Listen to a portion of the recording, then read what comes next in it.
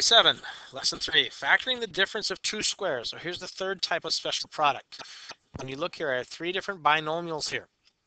And what you see is a perfect square minus a perfect square. All right, we're going to use the idea here of the factoring by grouping to help us see how this works. I have a perfect square x squared and I have a minus 9. So the question is, there used to be a trinomial here. And we have to figure out what was that middle term? What did it used to be? Well, the middle term was 0x. So as I work with a problem that has a perfect square minus a perfect square, I need the factors of -9 that give me a sum of 0. Factors of -9 that give me a sum of 0. Now that means I'm probably going to need two numbers that are opposite. One that's got to be positive and one that has to be negative.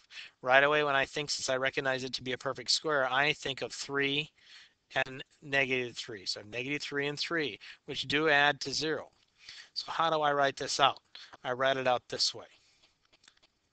I say that at one point this looked like x squared minus 3x plus 3x minus 9. So now I have put these two terms back in. I'm using factoring by grouping on this one. And I look at my first two terms, x squared and minus 3x. So I have a factor of x. X squared divided by x is x. 3x divided by x is minus 3. Look back at these two. What is the common factor here? It is 3. So I say plus 3. 3x divided by 3 is x. Minus 9 divided by 3 is 3. So now I have x, and I have an x minus 3 on each side, on the inside of parentheses. They're identical. So what do? I would add these two together, and I have x plus 3 times x minus 3. So what do you notice about this set? Yep, we have the square root of each term here. We have the square root of x squared. It comes first. The square root of 9, the 3's. And notice your signs. The signs are opposites, which is why when we multiply this, that causes these two terms here, a negative 3x and a positive 3x, and they cancel, and leaving just the binomial x squared minus 9. X squared minus 9 is what we call the difference of two squares. So when I see the difference of two squares, I would do something like this. If I have this, let's say it says x squared and it's minus 100. So now what I do is this. I can write my parentheses if I recognize this pattern. I can go through factoring by grouping like I did if I don't recognize the pattern. But if I recognize these to be both perfect squares and there's a minus sign here, I can say, all right, the first is going to be the square root of x squared is x. The square root of 100 is 10.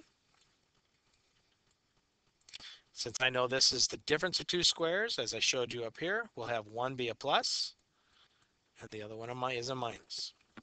And that's it. That's how we do the factoring if I recognize that I have two perfect squares that are subtracted. All right, so let's look over here what's in red. I have 50 minus 8y squared. Now, as you found in the last couple of sets that I had you do, you sometimes had to take out a common factor first, and then it fit the pattern that you were working with.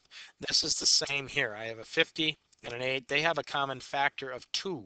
So I will take out that factor of 2, and I'll rewrite this as 25 minus 4y squared.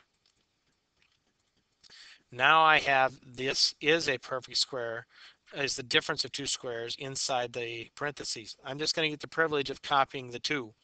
The 2 will not change, it'll just stay 2. Now I can follow the pattern that I discussed over here in green and blue. Since these are both perfect squares and I'm finding the difference of them, I'm going to go parenthesis. The square root of 25 is 5. So I'm going to put that first.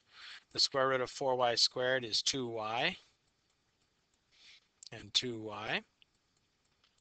And now I have to have one be positive and the other one be negative, because then that will all cancel out the middle term when you multiply it back together. And I'm done. So this is when I have this, I have 5, 2y, 5, 2y, and I have opposite signs in the middle. So that's factoring the difference of two squares. The last one I want to show you, here I have m to the fourth, okay? What is the square root of m to the fourth? Well, I want to keep in mind that with m to the fourth, that is the same as m squared times m squared. So that helps me with this one. That means this is also m to the fourth is a perfect square because I have the exact identical exponent here in both of these. So what is 49? Is that a perfect square? Yes, it is. So following the pattern, I can say that this is m squared to start with in the set of each parentheses. The square root of 49 is 7.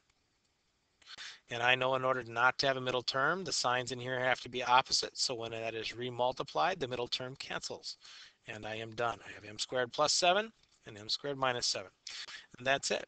So now to get going with this one, here are problems that I want you to do. Those problems, they are located also on page 310. And the numbers are 9 through 12, 15, and 16. So give those a shot. And once you finish this third lesson, then turn in all the problems that you did from lessons 1, 2, and 3 together.